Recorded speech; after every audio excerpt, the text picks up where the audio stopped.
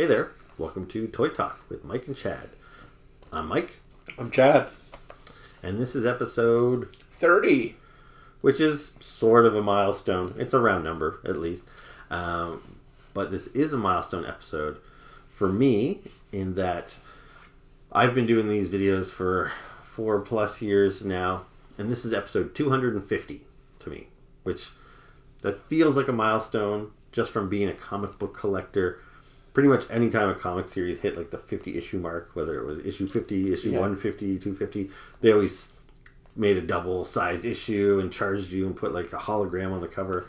So in my mind, when I think of episode 250, it feels like a big deal. So it is a big deal.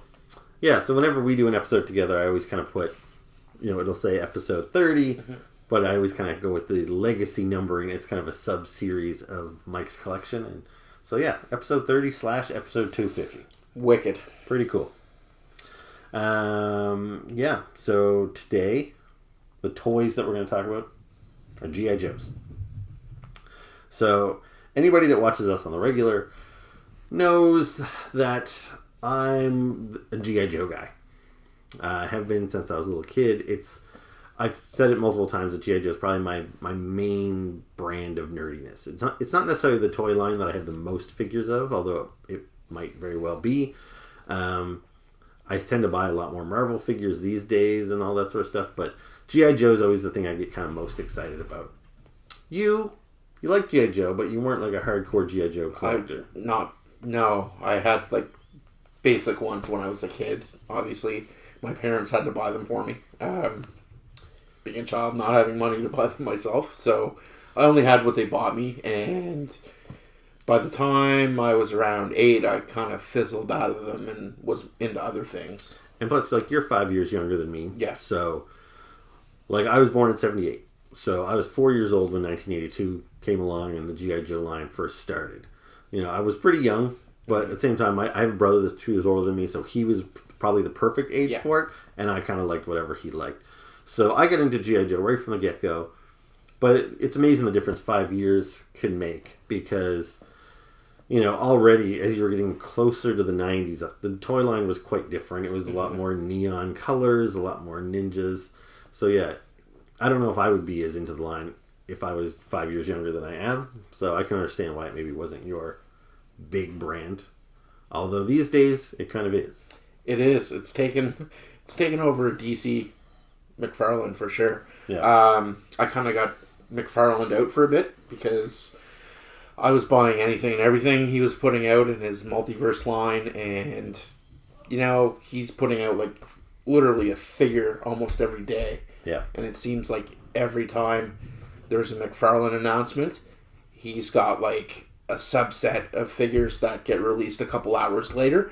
So I mean, he's putting out figures that I can't keep up with. So I've kind of pared it down, and I'm being very careful with what I buy and only going for the ones that I like now. I know, it's just kind of funny because I think that, like, I never, before you joined me on the show, I never talked about DC Multiverse because I maybe owned 2 of the figures. And then once you joined me, we were talking about it pretty much every episode. Yeah. And, we even devoted a couple full episodes to talking about them. But yeah, I think I've reeled you in a little bit to the G.I. Joe side. You've created a monster, but it's a happy monster. Yeah, I mean, I'm worried about you though. It's like every day you're like sending me a picture of like I bought another G.I. Joe. I bought another G.I. Joe. Yeah, it's becoming scary actually because I had I think 8 in the last 2 weeks. Yeah, that's delivered to me from Amazon, so that's a lot. It is a lot for someone that never collected them and grew out of them in the early 90s. Like, I am glad that you are buying them. Yeah. It's a line that I think we can... Like, I'm more excited about it, and it's probably a little more exciting for you rather than just get another Batman. To get a brand new character. The G.I. Joes all have unique looks and, Yeah, and that's exactly why I liked them. I had the... Shuttle when I was younger. I had I never had that, the Defiant. Okay. Yeah. I had the Shuttle. I had all the basic Cobra Commander, Serpentor, Cobra Commander in his battle armor, Duke, Flint, all those kind of guys, mainstream. But now, how many G.I. Joes would you guess you had in your childhood collection? Probably 50 maybe, but mine kind of, it was like you and your brother Doug, because I have a brother Adam who's 3 years younger than I am, so we also kind of shared toys. Yeah. So between the two of us, probably like 100 maybe. Yeah.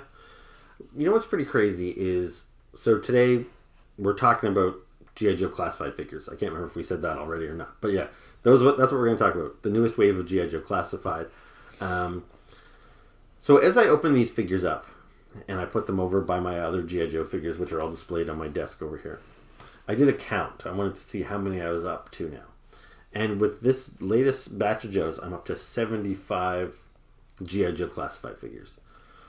Which seems pretty crazy for a line that's only been around for like 3 years. And it's like, wow, I've got up to 75. Feels like pretty quickly. And then that got me thinking, like, I wonder how many figures I had as a child. And I went to yojo.com where they show you all the figures year by year. Have you ever seen that website? I have not, but I will be going there. It's a great resource. I've been using it for decades now, actually. So yeah, you can go by year, by vehicle, by character. They show you all the different versions of Snake Eyes all on one page and everything. It's, yeah, yojo.com, great resource. Anyway, so I went there and I just did a quick count. And I think I got everybody. It's possible I missed one or two figures. But I went through the years. I collected from 1982 to 1990. So I collected for about 9 years as a kid. Mm-hmm. And really only 8, because I only got one figure from the 1990 line. My last year, I was kind of like, that was my last breath, and I grabbed Rampart, was my 1990 figure. But I felt like that collection was huge for me as a kid, because it was way bigger than my Masters of the Universe and, you know, Star Wars and all that. Like, I had a ton of G.I. Joe. Plus, I had a ton of G.I. Joe vehicles, which I didn't have for any other toy line. I had headquarters and tanks and planes. And so when you played G.I. Joe, me and my brother would lay out all our vehicles, and it took up like the whole bedroom, and it felt huge. But upon my count, I looked like I had 76 G.I. Joe figures in my childhood collection. Okay. And that's over the span of 9 years. So I had 76 by the time I was pretty much getting out of the collection. But I would have had plenty of battles over the years where my collection was probably only like 40 figures, then 50 the next year, things like that. And so it kind of blows my mind that already I have 75. Like, I'm one figure away from matching my entire childhood G.I. Joe collection. I don't know. It seems crazy to me. Yeah, most of the ones that we had were bought by my parents, but my parents had friends, and their son, he would have probably been like 18.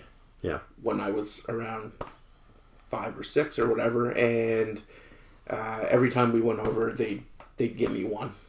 So our collection built up like that way. But by the time 1990 came around, I had already kind of fizzled out of there and was into more things like the Turtles and that. So I kind of stopped collecting those, and my brother did too. So we kind of, shifted to the same thing. Yeah, obviously we're both collecting. He doesn't collect anymore though, so cool. All right, so do you want to move into these things? Sure, let's do it.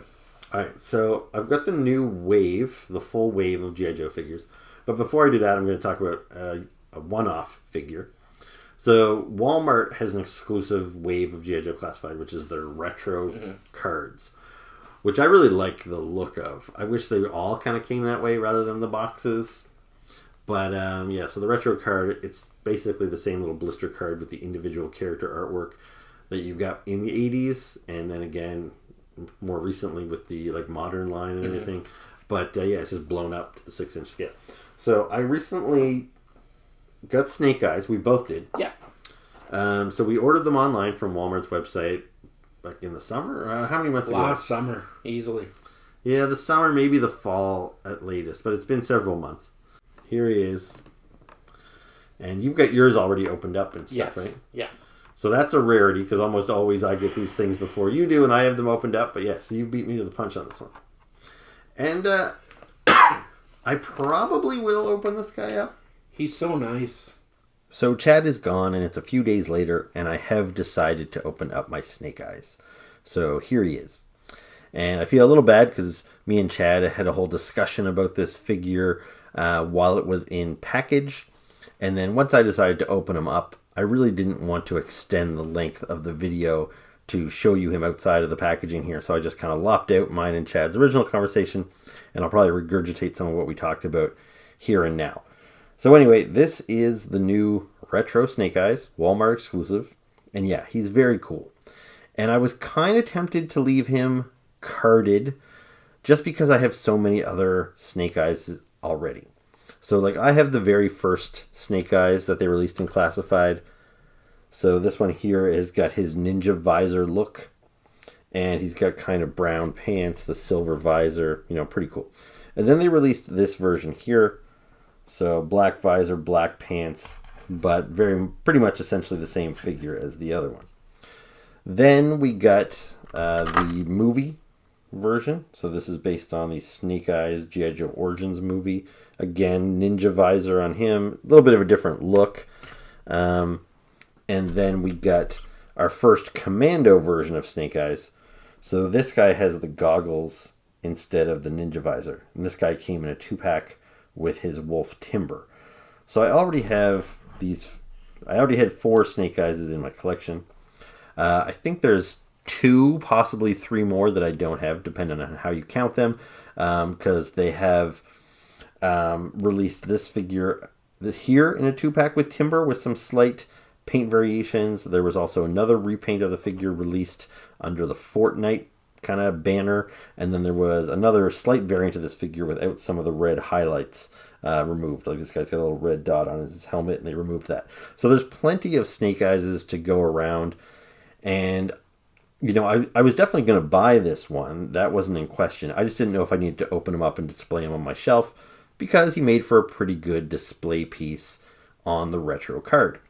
I made a similar decision when it came to my retro carded Destro and Baroness. As you can see here, I still have my retro carded Baroness and Destro still carded. I have not opened them up. And I love those figures. But my justification is that I already have a Destro and a Baroness opened up on my shelf, and these figures didn't change that much.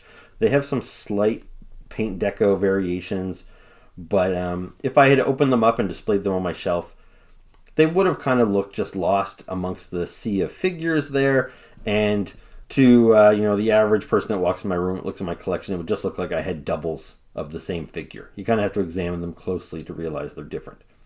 So for that reason, I thought I'd keep them carded because they make for nice display pieces like this.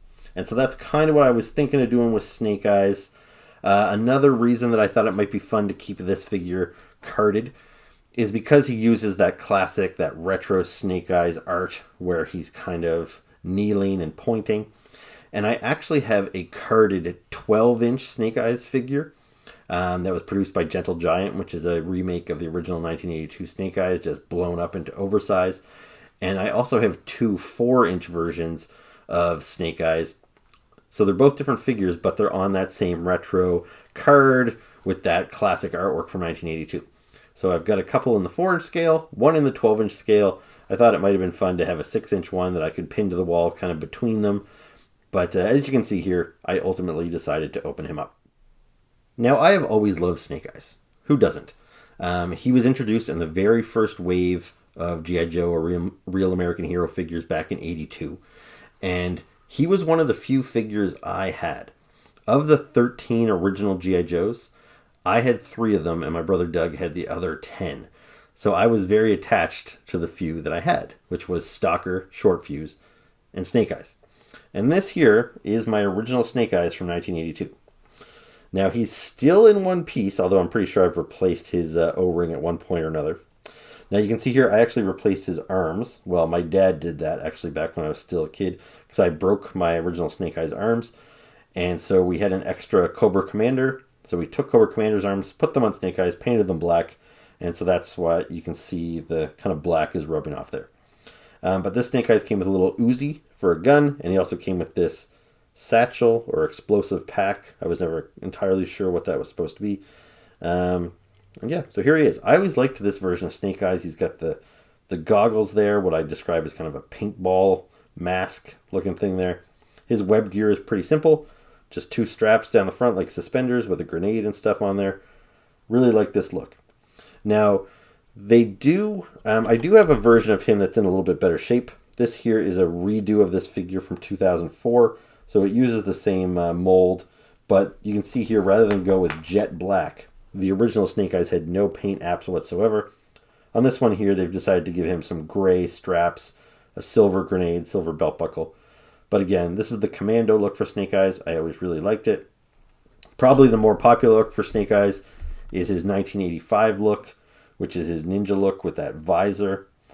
And this is the look that most of the other classified Snake Eyes figures have. Now the thing is, this one's cool too. I like both versions, but when the second version of Snake Eyes came out in 85, my brother Doug got this one. So I didn't get this version like myself until much later. So I've always had an attachment to that Commando version. And I was excited when we got our first Commando version of Snake Eyes back in 2021. And this is a cool figure, but something about it just missed the mark for me. Like, I think it was maybe too busy.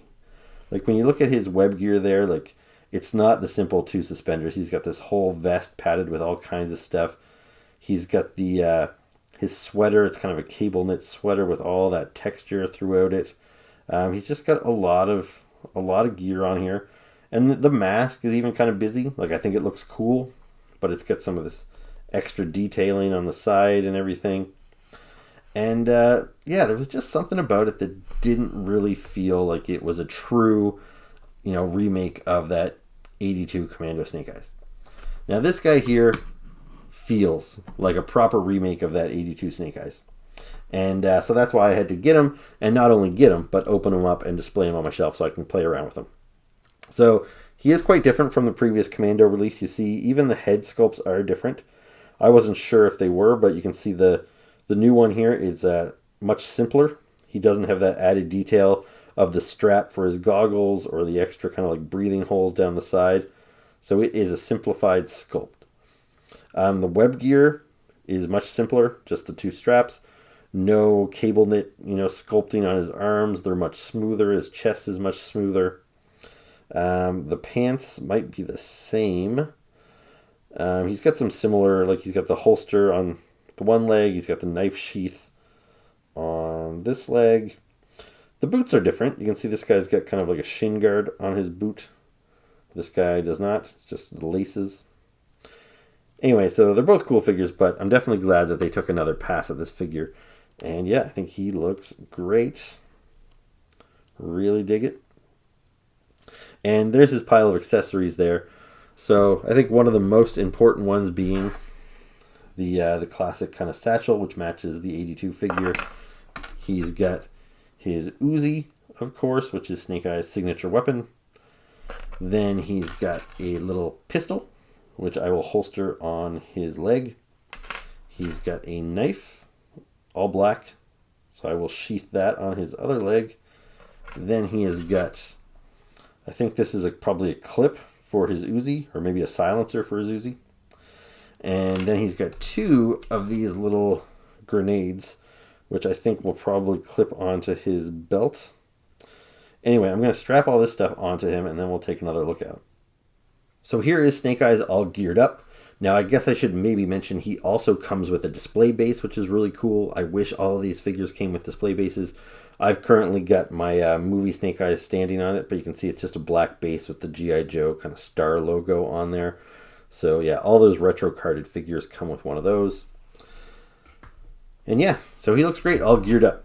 Now his knife I've got in the sheath there. I didn't put the pistol in his holster because I realized that extra attachment appears to be a silencer for the pistol. And if I put this in the holster, then I have to kind of carry this loose. I don't think he has anywhere else that you can carry the silencer. So I'll probably display him with both guns in hand. It would be kind of nice if maybe his little satchel opened up and you could store it in there. You can actually store the pistol in the holster, and the silencer can be stored in this extra little clip that I forgot about. So I'm a dummy. But that, yeah, I'm really not sure. I'm thinking that might be a set of 3 explosives. Maybe you set this pack and go. That's what that maybe looks like to me. What else here? So his grenades, I just clipped them on the back of his belt. I'd be mindful that those things could fall off. They don't really lock in place. And I'm not entirely sure that's where they're intended to go. You could probably really strap them on here anywhere. And then his satchel just kind of sits over to the side like that. And yeah, he looks really cool. He's got his Uzi here.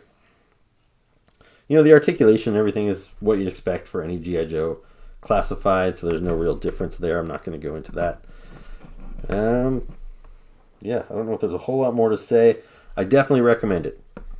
I don't know if I'd say this is the best Snake Eyes they've released to date, because I really do like that initial mold that they did in multiple, different repaints.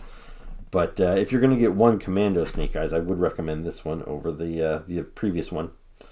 Oh, before I go, there was one other thing I just remembered that me and Chad had talked about that I wanted to mention here. I don't know how this is coming across on my camera, but the original Snake Eyes, like I said, was painted, or not painted at all, actually. He was jet black. His visor, all of his accessories, the grenade and everything, totally black. On this one here, there is some paint apps, but they're pretty slight. I don't think it stands out that much when I'm looking at it with my naked eye. I don't know if it's really popping on the camera, but you can probably see. So this knife that's part of the sculpt, this grenade, they've got kind of a greenish gray tint to them. You'll see it in multiple spots on the buckles. And I don't know how I feel about it. It's not big enough of a deal. Like, it doesn't make enough of a difference that it's, it negatively affects the figure. But Chad got this figure before I did, and he posted pictures on Instagram. And when I saw his pictures on Instagram, it looked like the figure was really green. Like those things that popped up looked very green to me, and I was worried that that's how they would look when I got it in hand. I'm pleased to report that they don't stand out as much as they appear to in photography. So, I kind of wish they just went with all black. But, it's not so bad, that little bit of color. Anyway, so that was the last little thing I wanted to say. Now, before I go back to the footage I shot with Chad, I realized when I was editing the video that I forgot to show you guys the packaging for each one of these figures. And now that Hasbro has split to the windowless packaging, you could argue the packaging is more important than ever, because it's not just a big clear plastic window to look at the figure. It's actually got original artwork on the front of the box. So here's all the figures I've got here. I'm realizing it might be driving some people nuts that I've got them out of numerical order, but whatever. Anyway, so let's just take a look at each one of the boxes. First one, the Crimson Bat. So you can see here you've got very stylized, cool artwork. You've got the battle-damaged face of the bat, which we'll see later. Kind of poking through there. The artwork carries around to the side of the box. It's cool artwork, but it feels a little busy. Like, I kind of feel there should be a full body shot of the bat. Because, you might almost be a little confused about what you're looking at here, because the colors kind of all red, like as if it's under some sort of red light. I just don't know if that's super clear. It might not be the best way to try and sell the figure. Next up, we've got Covergirl. The imagery here is nice and clear. You can see this is Covergirl sitting on top of her vehicle, the Wolverine. So I think this artwork is much, it sells the product much better than the Inferno Bat did. The Crimson Bat. But I don't particularly like this style of artwork. It's very cartoony. This looks like it's meant for younger children. She kind of reminds me of the Marvel character Squirrel Girl, the way she's drawn there. And I appreciate that they are letting a bunch of different artists give their take on these characters. But I just don't know if this is going to appeal to the collectors. And I think if a kid buys this, it won't be as child-friendly as they were expecting it to be. It's more of a collector piece. I don't know. I appreciate the artwork, but I just don't think it's appropriate for this line of figures, really. Then we've got Barbecue. This is some really nice, it looks to be like painted artwork. Kind of like the Crimson Bat. You've got kind of two close-up shots. I think it would be better if you could see the figure in full. See the whole body of Barbecue. So again, it's cool artwork, but I think it could be better. And if they continue with this windowless packaging, I hope they kind of figure it out.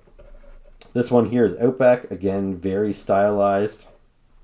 Look like it's kind of done in, like, I don't know, chalk or something perhaps. So you can definitely tell these were all done by different artists. The styles are all very different. So again, I appreciate what they're going for. I just don't know if it's the best way to go. I am a sucker for the classic 80s artwork where it was just a full body shot of the character in front of an explosion. Lastly, we've got Falcon. Again, very stylized, a different style. Again, very theatrical lighting, I guess we could say. So you don't really know what the figure looks like. Like, sure, you can look at this little shot here, and the picture on the back shows you the action figure. But, if you're just walking through the aisle and you see this, I don't really know if you get a good impression of what you're buying from this artwork. So not to say any of these are bad artwork pieces. It's just, I don't know if they're going to keep this way going forward. I actually heard just very recently that Hasbro was thinking of going back to the windowed boxes. So we'll see what happens. But anyway, on to the figures. All right. Before we move on to the other guys, do you want to... You've got a bunch of G.I. Joes in the last 2 weeks that I've already bought and already reviewed on this channel. But I probably reviewed most of those when you weren't around. So I'll stick in some photos here, but do you want to share your thoughts on some of your newest stuff that you got? Sure. I'm not allowed to do a first name basis, so... Stuart. He one of the characters... And this just goes to show me how he wasn't as attached to these as a kid when I was, because all the G.I. Joes, they have file cards on the back of the package that usually tell you what the real names are.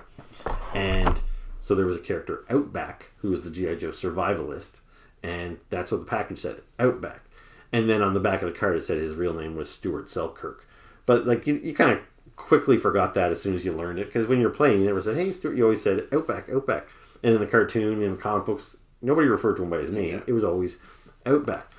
But for copyright issues, a lot of times now in modern times when they make a figure, they probably don't have the rights to the name Outback the way they did in the 80s. So now they call him on the package Stuart Outback Selkirk to kind of work the way around those copyrights and trademarks. Same as rather than just be Stalker, now he's like Sergeant Lonzo Stalker, or Covergirl was Courtney, Covergirl Krieger. They never used to do that in the vintage line. Anyway, I just thought it was funny that he told me that he got his Outback figure the other day, and then he texted me later. He's like, "Stuart's not standing up very well," or Stuart's backpack box was crumpled. Yeah, and I was like, "Stuart, what are you talking about?" And I was like, "You mean Outback? You're referring to him as his first name? Like you guys are buddies?" The audacity of this guy. Yeah. So I can't even remember which ones I've gotten. Stuart. Outback is one of the guys that we are going to talk about in detail in a second, because I've got him right here. But so other than this wave here, like you got Blue Ninjas or... I got the Blue Ninja, I got the Red Ninja, I got Snake Eyes, Commando version. You just ordered Kamakura? I just ordered Kamakura. Should be arriving on Monday. Covergirl. Courtney Krieger. Yeah, which we'll talk about in a second. And... oh dear. Well, you got the Bat. The Bat. Which we'll also talk about. I got Falcon. Yeah. Barbecue. Marauder's colors. Yeah. And I feel like there might have been one more. Yeah, I can't think of who it is. I'm trying to go back through your Instagram. I can't. But regardless, most of those guys you named are the ones that I have physically right here, because that's the newest wave of G.I. Joes. We get them both a little disjointedly because you were at GameStop a week or two ago and you called me to say they've got the newest wave of G.I. Joes. One set. And I was like, sweet, can you grab me who they've got? And you were like, sure. And I didn't realize that you were going to buy them. And I felt bad that I basically stole them from you. So I think I got you to buy me 3 of them. Yeah. And I would have got you to buy me all 5, but the thing is, 2 of them were already in stock. Yeah, they were already in stock for me online or whatever it was. So you bought those 2 yourself. So you had the 2 of them, I had the 3, and then I since got those other 2. You since got the other 3, and right, Covergirl. Yeah, I'm waiting on Covergirl. There was a little mix-up. So you've had 2 mix-ups. Yeah, 2 mix-ups with Covergirl. This figure is eluding me. So originally I had ordered the Crimson Bat.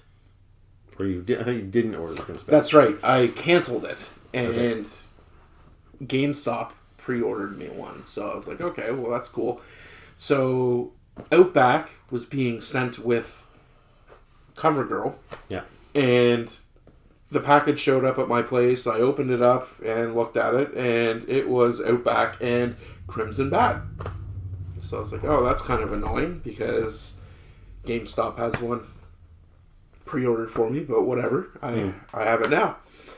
So I just went online and bought another Covergirl off Amazon and didn't bother complaining about the wrong figure because I need it anyway. Covergirl shows up at my place yesterday, and I go home, and there's no package there. So I asked my roommate. He said there was nothing there when I got in. Friggin' porch pirate stole this figure. So I got a hold of Amazon. Or your roommate's maybe in his bedroom with Covergirl, keeping her to himself. I don't think so, but it was very annoying. So this is the second mishap with Covergirl, so I'm beginning to think I'm not meant to have her. But anyways, Amazon rectified that. They're sending me another one that should be here Monday as well, so I'm kind of happy about that. So I had those two. I wasn't too impressed with my Outback because his... All right, well, hold that thought. Sure. I'll grab the figure and we'll talk about each one. Okay, so again, I've told you this, we might look a little snug here, but that's because I intend to splice some footage and split the screen, and so to avoid us being cut off, we have to get cozy here in the middle. All right, so you started talking about Outback, so let me grab him here.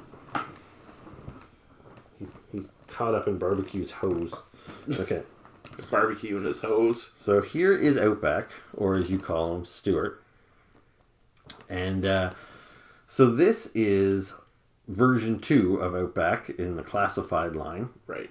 But, all right, so share your thoughts. What were you about to say about him? I was happy with him. The main gripe I have with my Outback is the peg on the backpack doesn't fit into the hole on his back. Okay. I tried to heat it up. I tried to do everything, and it just will not go in. And I didn't want to force it too hard because I could see the peg start to get like that little whitish material when plastic is bending. So I was like, oh, that's kind of annoying. So it's like half-assed in his back. So I thought that was kind of annoying. Mine fits okay. So it must be unique to your. I haven't had any problems with his back. But as far as the figure goes, solid figure. I love him. He's kind of got that like William H. Macy sort of look to him. I don't know much about this guy otherwise. Yeah, so I don't have a whole lot of backstory with this guy. I do remember like when he was introduced, because whenever new G.I. Joe was introduced, and they always got introduced in waves. So like, you'd have 10 new Joes and 10 new Cobras all get introduced at the same time. And some of them would trickle onto the cartoon. Some of them never really made it into the cartoon. Some of them made it into the comic book. Some not. And some of the ones that made it into the comic book kind of got elevated to some sort of prominent status. But sometimes they maybe just got like one story to really get showcased or whatever. And with Outback, there was... I don't even remember the story super vividly, but I just remember that cover very much. So there was 2 G.I. Joe comic books published by Marvel in the 80s. One was called G.I. Joe, and one was called G.I. Joe Special Missions. Okay. And Special Missions usually was like 1 or 2 issue arcs where they would take a specific Joe and kind of tell a story with him. And there was one of him where he was on the cover hiding under like a snowbank in this t-shirt, and there's snow everywhere, and all the bad guys are standing above the snowbank shooting. You can see Outback's there shivering, the breath is coming up, and he's worried that they're going to see his breath and shoot him. It's a really good cover, and it really paints a picture. So, yeah, this guy is the G.I. Joe survivalist, hence the t-shirt that says survival on the front. And, so he was out in the wilderness, and if anybody could hack running around in the snow in a t-shirt, it would be Outback. My brother, Doug, had the figure when we were kids. So anytime that's the case, I do have a little bit of less of a personal attachment to the character because I didn't play with him when I was a kid. But this is a great figure. Like, I think it's the best Outback has ever looked. Because my first Outback figure that I owned came in the modern 4-inch line. And I always thought that Outback was really scrawny looking. And you guys will see it, and I'll put it in here. But, like, he really thin torso and stuff. And I always felt like Outback should be a bit of a bulkier guy. And this one I feel is a good size. He's got a good build. I like all his accessories. He comes with a cool little like shovel that comes off of his backpack, which makes sense for a survival guy. He's got a flashlight, which is kind of a cool, unique accessory. And then he still has the knife and the pistol that can be stored on him. And then he's got a little submachine gun here. Backpack with a good sized backpack for storing survival shit. So yeah, awesome figure. And as you're aware, so I already have the Tiger Force version of Outback. Mm-hmm. So the Tiger Force Outback was the version 2 in the vintage line, but it was like only released in the UK. So we didn't have that in North America. I never knew it existed until many, many years later. So it was kind of weird that Hasbro gave us that kind of obscure Tiger Force European version first in the classified line, and then we got this one here. But I really did like that Tiger Force one as well. They're both really great figures, but yeah, this is the more iconic look with the shaggy red hair. Because strangely enough, the Tiger Force... The other one had gray? He's got like white hair. And I don't know why... I don't know if they were really trying to tell us that Outback aged that much, because they've never done that with any other character in any other toy line, as far as I know. I think it was probably just laziness. Because sometimes characters' hair color had changed. Hawk's hair changed from blonde to brown. Duke actually had brown hair in the Tiger Force version. Like Lowlight went from like blonde to jet black hair. Mercer. So it did happen sometimes, but I don't think it was ever like supposed to be an intentional story point. I think it was either a mix-up at the factory or the people that designed them just didn't care. But I like both versions, actually.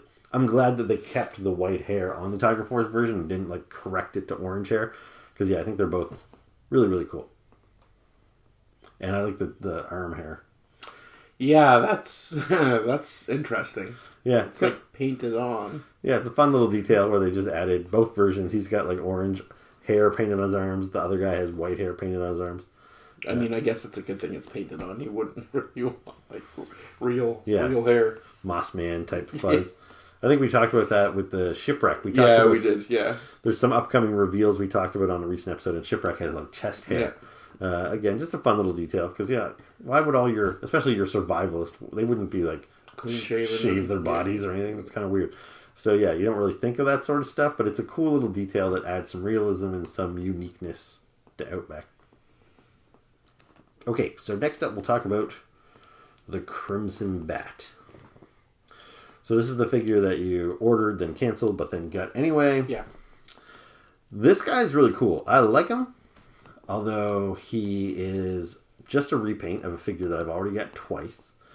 Because the standard Bat in the vintage line, the first time we ever got one of these Battle Android Troopers, he had a black outfit. Yeah, black and yellow? Yeah, black outfit, yellow boots and stuff. So we already got that version of the classified line.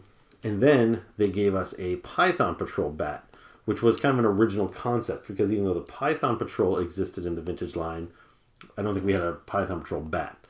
And now they're giving us a Crimson Bat, which looks like he could be put in a squad with Tomax and Zamon's Crimson Guards, which is a cool idea, but not one that's drawn from any of the previous iterations of G.I. Joe. So I think it's sweet though. Like if they want to make a a yellow one, and green one, and orange one, I'd buy all of them. I think I like the Bat, and I think he looks pretty sharp and red. Yeah, he's a solid figure. Kind of funny. My buddy Adam was like, he commented on the Facebook post like, why did they leave the model number on there? And I was like, I think that's actually part of the thing. Yeah. It's a removable chest plate because the other one has the battle damage, and his helmet has a battle damaged version where like one eye's out of the helmet, I guess. Yeah. I have him displayed with both of his regular hands, but he's a cool looking figure. Like this is the kind of thing I like robotic style figures. Yeah. Yeah, he does have a lot of cool accessories. They all store on him, which is, again, a great thing about the classified line. Most of the figures hold all their accessories. Mm-hmm. So the Bat, the gimmick for them has always been the interchangeable hand. So he's got like a claw and a flamethrower and all this stuff. So you can store whatever pieces you're not using. And he's got a little holster for his gun. So if you don't have him displayed with any of his regular hands, you can holster his gun on his leg. As Chad said, he's got a battle-damaged head with like an exposed eye and stuff. And his chest plate It's he's got one with the Cobra logo on it with the little model number, which is kind of strange, and then a battle damaged one as well. I don't know why they don't do a clear one, to be honest with you, because that's what the vintage figure had kind of. I don't like how the first bat that came out, you can open his chest and you see the different colored gears inside. Mm-hmm. It's like green and yellow and everything. But then it comes with a lid, which is just solid black to cover it up, and it makes the figure look so much more bland that I don't use that. But the vintage toy had like just a clear shield. So I don't know why they're not giving us those clear shields. Because you'd think the bat you would want to cover up that gear, but the same, and honestly, an armor plate makes a lot more sense than glass or nothing, but it doesn't look as good. No, it doesn't. So, I have seen somebody online that sells custom glass pieces, or like, well, not glass, but, translucent plastic, and you can get them red, yellow, green, and all that stuff. Interesting. But I don't care that much that I'd probably, those things with shipping, I'd probably end up paying $20 just for a little chest plate, and it's not worth it to me, but if it's worth it to you, I saw him on Instagram somewhere, so take a look. But anything more to say on this guy? Or I just genuinely think he's a cool figure. He's probably one of the cooler Joes I have. They're all cool, but like that's my big appeal for the Classified series line, is where I'm so used to collecting McFarlane stuff. You don't get too many accessories. You don't have the options for interchangeable heads or like removable pieces. So the one thing it's all exciting. Cool. One thing I was going to show you, in the split screen here, is this is the closest thing I guess I could say. Ant-Man? Well, the bat. This is the most well-known look for the bat with that faceplate, but there have been multiple iterations of the bat. Like he's had a lot of different looks. And during the early 2000s, he had this kind of weird bug-like grasshopper look, where he's got these antennas and his legs are kind of hoppy-like. And so this is a red version of the bat. He wasn't called Crimson Bat or anything, but it is a bat in a red outfit. So that's the closest thing I can draw from this one here to the older 3 3/4 inch line. Also, there was something called the Inferno Bat, which is like, I think, translucent orange or something. I mean, he's up there somewhere, which maybe I'll put in the Inferno Bat. He's right. I think he's behind the blue dude. Yeah. I can see him from here, but I'll put him. So that was called the Inferno Bat, and he was, like I said, translucent orange. So like they could have called this guy the Inferno Bat, and that would have made sense too. But it doesn't really match up with the older version of it. So Crimson Bat it is. So are these guys typically around Zaymot and Tomax? Well, Tomax and Zaymot lead the Crimson Guard, right? So all those Crimson Guards in the vintage line would have went with Tomax and Zaymot. Okay. In more modern lines, they've done things like added Crimson Vipers and stuff. Okay. And even them, if they fall under the Crimson banner, they tend to go with Tomax and Zaymot. Okay. So there is no real lore that I can say one way or the other that that's where he belongs. But the fact that he's called the Crimson Bat, I would say that, the intention is for him to be put with Tomax and Zaymot and their Crimson Guardsmen. So, cool. Yeah. All right, move on to the next one. So this here is Barbecue. Version 2. So you have this guy? I do have this guy. And you don't have version 1, do you? I do not.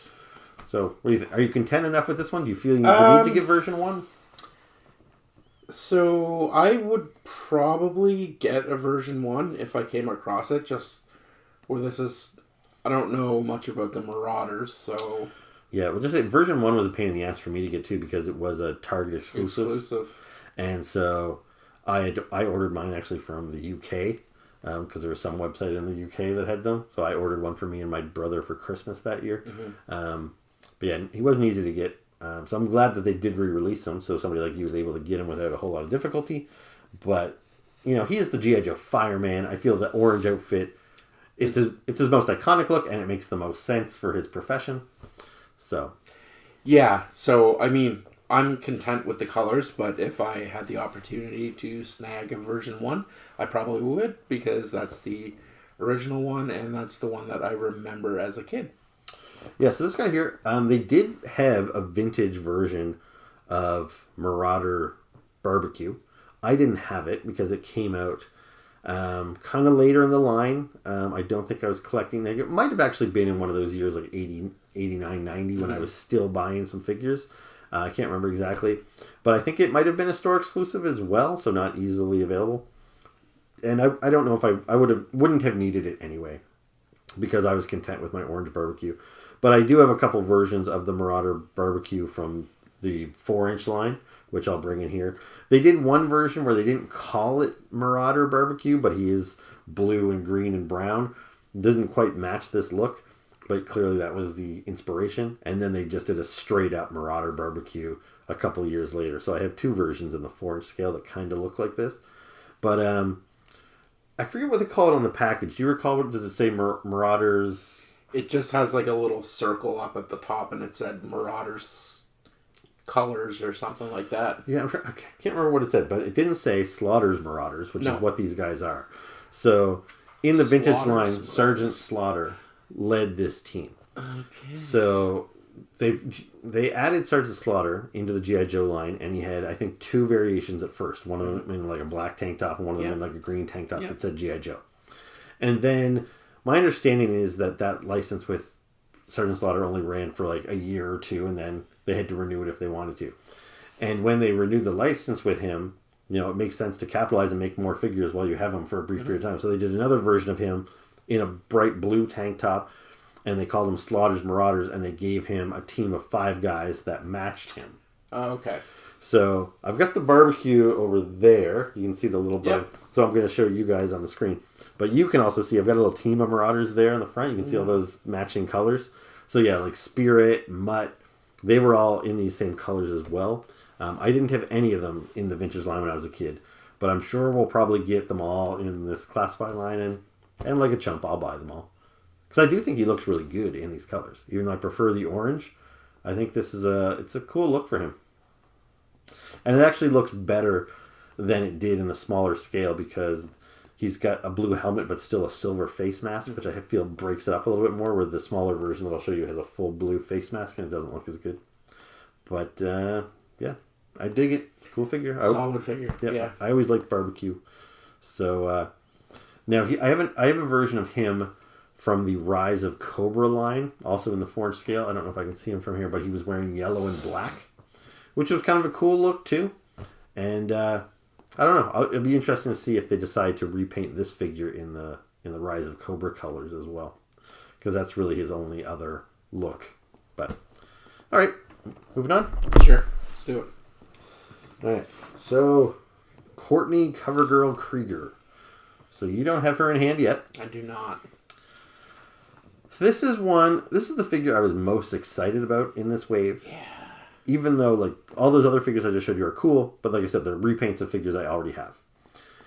There's the other two figures that I haven't shown. So there's Lieutenant Falcon, there's Covergirl. These are the first ones that are, like, unique characters that actually expand my G.I. Joe team. And I really like Covergirl. And she's supposed to be a former model that joined the G.I. Joe team. In the vintage line, she came with the Wolverine, which was a vehicle that launched missiles and stuff. My brother Doug had the Wolverine. He had Covergirl. And even though I've gotten a lot of the vintage toys that my brother owned when we were kids, and now I've got them in my collection, I don't have a Covergirl from the vintage line yet. So I've never owned her. But she did not look like a supermodel. Mm-hmm. She was kind of a fugly figure. Yeah. They made some pretty... Like yeah, all the vintage G.I. Joe girls were not very attractive. Because the paint detail just wasn't there. But yeah, the early ones, Covergirl and Scarlet, were particularly kind of butch. And yeah, they didn't come across very well. Now, in the more modern line, they have done some very like pretty versions of Covergirl. So I'm kind of disappointed that this one seems to be a step backwards. Because this one is not as pretty as the 4-inch version that I have. You can kind of see her there with her orange hair flowing. They kind of went back with the short hair look, which is true to the 1983-84 figure. But yeah, the real issue I have is with the face. Okay. Like, what do you think of her face there? She looks bitchy to me. I kind of like that, though. You need a little bit of sass. Yeah, like, I think they made Scarlet almost too soft and innocent looking. Like, the Scarlet figure they made, she looks like a kid fresh out of high school. Which doesn't really work for me for Scarlet, but at least it was a pretty face. This one here, I would expect Covergirl to maybe be a little lighter, but they made her look kind of particularly stern, kind of Karen. Yeah, I can see what you mean about the makeup, though. It's like the Simpsons episode with the makeup gun. Homer, you gotta set the whore. Yeah, it's a little heavy. Yeah, but it matches the dudes with the red and pink lips. So. That's not a good thing. No, it's not. I think it's great. I thought for sure your biggest gripe was going to be the little it is. Gap That's what I'm going to get to. Like, so I'd seen pictures of her online. The face, I was a little put off by it. I got her in hand. I was like, you know what? The face isn't as bad as I thought. I think that some people are getting her where the digital printing is off center, and that really makes a mess of it. Yeah. Mine seems to be on there pretty good. I'll probably, when I do a close-up on the camera, I'll probably get a better look at it. But, yeah, from my naked eye glancing at her, I think she looks pretty good. It's centered. But, yeah, this gap in the arms is really weird. Like, it's just poorly constructed. I don't know. You'll see it in a close-up. But both of her arms, just when she's in standing position, there's this gap, a bit like this wide, in both of her arms. Like, her arms just want to fall off. And it's kind of distracting. So, like, after you pointed that out to me, I went online and looked. And I couldn't find anything with those gaps, so I don't know if maybe that was just like a one-off, or if they're all like that. Have you heard anything? I watched, so the first video review of her I watched, can't remember his name right now. I've kind of plugged him on here before, dude with like long hair and a beard or whatever. I'll put a little image of his YouTube channel in there. But yeah, he did a review of her, and when he opened up the box, her arms were like loose in the box, like they'd already fallen off. And he made a comment like, "Oh, that's weird. Her arms are loose." And I was like, "Oh, hopefully that's not a ongoing, like a cross the line issue." And when I got mine first, then I noticed that she had these gaps in her arms. Now they're not falling off, like it's not that bad that they're like just falling right off of her, but I don't think it would take much for them to fall off. And it looks a little unsightly with these gaps in her arms. Yeah, I noticed my female Blue Ninja's arm. One of them was super loose too. Yeah. But anyway, it's not a bad figure, and like she does some cool accessories like Outback. Like he's got a shovel, she's got a wrench that fits on her belt, which is kind of a fun little accessory because she's a mechanic. She's got a tablet that's got the blueprints of her. It's supposed to be like the Wolverine, the vehicle that she drives. So, it looks like she's there doing a diagnostic or something. So that's all pretty cool. And then she's got her typical, like, she's got a pistol that gets holstered, and then she's got, like, a shotgun. It's not a bad figure. I wish the face was a little better, and I wish the arms were a little better. But it's still solid. So how did she go from a supermodel to a Joe? Like, is there a story behind that? As much story as there was on the back of her file card. And I don't remember exactly what it said. I think it might have just said something simply as much as like former supermodel, and maybe she found it was, she wanted to do something more important with her life or something. Okay. I don't think there was a huge backstory. I don't think they ever really covered it in the comic books. But in the movie, in Rise of Cobra, she was in it. She wasn't a named character, but like when you see Dennis Quaid, General Hawk, there's this like dead-faced blonde walking around with her. And at one point, Zartan stabs her right through the tablet. That's her. That's Covergirl. Like, if you look at the credits, she's listed as Covergirl. And for that, I can't remember that model's name, but they cast, like, a European model to play Covergirl. So that all kind of makes sense. But yeah, it was kind of a shame to watch a character, even though the general audience watching that, they didn't realize she was supposed to be somebody important. For somebody like me, I'm like, oh, Covergirl's on it. Maybe in the sequel she'll get more speaking part or something. But, like, nope. Killed pretty unceremoniously. So, too bad. But anyway, moving on to the last guy? Yeah, let's do it. Alright, so this is Lieutenant Falcon. What a fucking ugly mug that is. It is, and we are not the first ones to comment on that by any means. This guy made the rounds, like it's been a month or so now, when he first started showing up in people's hands. And everybody thinks this figure is just ugly as sin. Looks like the Thunderbird dude I sent you. Yeah, like you said, a Thunderbird puppet, like marionette. Yeah. For me, like, he is ugly, but to me, he looks like a real-world ugly person. Yeah. Like, to me, I said he kind of looks like Tom Berenger. Yep. Or Willem Dafoe. Yeah. Like, the way his lips he's got, like, a wide mouth, like, his mouth looks too long for his face, and he's got it downturns on the side. It looks Willem Dafoe-y for me. And And then the kind of the nose and the solid brow, that's kind of Tom Berenger. Oops, and his backpack just fell. So that's kind of Tom Berenger. So in a way, I'm kind of okay with it. Because why should every guy in the army be a supermodel? Yeah. Like some of those guys, because like when I showed you pictures of Willem Dafoe, and like I was able to find them pictures of them in war movies, like Platoon and stuff. Like war movies are full of ugly guys. So why couldn't Falcon fall into that role of the ugly guy? So it's better than it being ugly and just like inhuman looking. Like some figures get made and like their eyes are way too far apart that it doesn't look like a real person. I think he looks like a real person. Just an ugly person. Come here, Vincent. Yeah, what's it? Vincent Falcone. Yeah. He's Duke's stepbrother. Is he? Yeah. And that was going to be the point I was going to make. I'm okay with maybe them making some G.I. Joes ugly. But Falcon in particular, it's a little harder to swallow with him because he's one of those guys that got a real... Like when his toy came out and he got bumped into the cartoon, they gave him a starring role. And we've talked about this before, about the G.I. Joe movie when they killed Duke. Yeah. Sort of. So but he's okay. Yeah, he ended up being okay.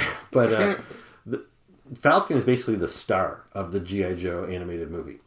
And he was a new character. We hadn't seen him before. But he gets introduced in that movie, and he's trying to like flirt with the girls, and he's not very responsible, and Hawk's getting mad with him. And he's like, if you weren't Duke's brother, I would have kicked you out of here and stuff. And Duke's like, you got to do better, Falcon, and all this sort of stuff. And then his recklessness gets Duke almost killed, and he gets sent to join Sergeant Slaughter and his Marauders or whatever, and he gets sent to boot camp essentially. Okay. And his is the arc that you follow in the movie. He goes from being a kind of a showboat to being a responsible soldier. Okay. And he was good looking in that movie. He was voiced by I forget the actor that voiced him, but it's a famous actor that voiced him in the movie. So he was so well defined in the cartoon as being like a good looking stepbrother of Duke. He doesn't seem like the right choice to make the ugly guy in the toy line. Bad genes, I guess. Yeah, it's been a long time since I've seen that movie. So, and the other thing, I have a Falcon. Now he was another figure that my brother owned when we were kids. So, but I have the vintage toy, but he's broken into pieces right now. Stupid O-rings. Yeah. But just to give you a shot, if you're not familiar with what he looked like, for one, what I find weird with this figure is how far off the camo is. Like, oh yeah, that's like a pukey diarrhea green with a very stark, like clearly a camo. It's almost like black camo on this kind of pea green outfit. Yeah. And with this one, they gave him a military green with like a military green on top of it. You can barely tell there's camo on that outfit. Mm-hmm. So I don't know why they strayed so far from his original look, but also the face. You can see. I mean, it doesn't look that different. I can obviously this guy's fucking ugly, but I can kind of see the resemblance. But what's also fortunate is like this is a character that he's got a big following because of that movie, and when the 25th anniversary, like the modern 4-inch line started, they gave us a Falcon that was also a fucking debacle. People were like, "Why did you screw Falcon up so bad?" And they did give us better Falcons later. But it was in his Marauders colors. And so we never got this classic green Falcon, which is what everybody associates him with. This is what he wore in the movie. This is what the original figure was. So we never got a good version of this in the 4-inch line. And now they've frigged it up again in the 6-inch line. And they might, because of all the bad feedback, I bet they might fix his head when they do a second version in the Marauders colors. I was just going to say that. But again, we'll have gotten screwed out of a good Falcon in his green outfit. I don't really have much to say about this guy, just other than he's glaringly ugly. Yeah, and he's plain. Some people will probably like that about him. Some people might hold it against him. Because a lot of people that got into G.I. Joe in the early days of 1982 and stuff, they liked that they were real-world military. And the vehicles were real-world military. Tanks, jeeps, motorcycles. A couple years later, they were in flying submarines and all kinds of goofy shit. And a lot of the characters were wearing bright colors, and they were kind of cartoony, wearing football jerseys onto the battlefield. Falcon... Bazooka. Yeah, I think he came out in 86, so he was quite a few years in. maybe it was 87 even, but like he was back to basics. He was like, this guy looks like a real world military guy again, and so I think a lot of people really liked that about him, which is why he's kind of a fan favorite. But then there's also younger kids might not have liked him as much because he was boring. I kind of fall into both camps. I like that there's some real world military to G.I. Joe, but if that's all it was, I would have lost interest long ago. Mm-hmm. I like the fantastical elements, and so I'm happy that they did release characters like him every once in a while to kind of ground it back into reality, because sometimes they definitely went too far into the fantastical. So I feel like they could have used maybe a darker. Is that green? Like, I'm colorblind, so yeah, he's got a dark green, and then it's kind of a gray camo on there. So they should have used black. Yeah, well, that's like at least that, because the vintage figure has basically black, ugly green, but then a black on top of it, and they're very contrast, like the sharp contrast. This one here, there's almost no contrast between the gray and the green. So, like, I don't even know if you knew he was in camo. I didn't. Yeah, like, no, until you told me. Like, when I hold him out this far from my eyes, I'm like, he looks like he's just wearing solid green. I think they kind of did the same thing with Stalker. Yeah. The vintage 1982 Stalker figure had a very contrasting camouflage. Then the classified version, they did kind of a piss poor job. It's way too the same looking color. And I'm sure that they're going to do a retro card of Stalker eventually in the proper colors. But I don't know if they're going to go back to Falcon and actually give us this version again with the fixes that people want to see. Like I said, I wouldn't be surprised if they fix his face and stuff for a Marauders version or something, but the Marauders version isn't the one that I needed to be perfect. Right. I would have rather them screw up the Marauder version and give me this guy perfect. But Vincent facelift Falcon. Yeah, he definitely could stand to have some work done. I do like that his hat comes off. Yeah, that's cool. So that's an advantage he has over most previous Falcon figures. And his hair looks good. Like, there's some nice sculpted detail in the hair. The way it Hair's sits. parted like different ways. Yeah. So yeah, he's cool. He's fun. He's the worst of the bunch, but he's not as terrible as other people are making him out to be, I don't think. So anyway, so that's the G.I. Joes. Anything more to say on those? No, I am looking forward to getting Covergirl finally, and maybe when I get her, I'll do a little run through and see if they have some of the same things going on. Yeah. With regards to the arms. I don't know. Yeah, and Covergirl, like, it's not bad enough that I would buy a replacement of her, but I don't know if they'll give us another version of her, because there really never was another version of Covergirl. She's only ever worn that bomber jacket. Yeah. And so there was no Tiger Force, Sergeant Slaughter Marauders, or Night Force. But that's not to say that they won't do that. Just like there wasn't a vintage Crimson Bat, but they gave us a Crimson Bat. So maybe they'll give us Tiger Force Covergirl, and that'll give them a chance to fix some of the errors. But that's maybe a bit of a long shot. But the one thing I will say about Covergirl, though, just before we wrap up, is I like how the bomber jacket kind of flares out at the bottom. This isn't meant to sound pervy, but I think, like, her chest makes that kind of flare out. Yeah, it's a really good design. Yeah. Like, the colors all work really well. I love the fur collar on her bomber jacket. Like, it is a really good look. And it's a very real world. Yeah. Like, you believe that somebody that drives a tank and is a mechanic would wear this outfit. So, yeah, it's just too bad that they have a couple of little things that they drop the ball on. But anyway, this has gone pretty long, so we'll wrap it up. So, thank you for watching. Make sure to like, comment, and subscribe. Yep. Leave us comments. We love chatting with you, and yep. Yeah. That's it. Thanks for tuning in. Ciao.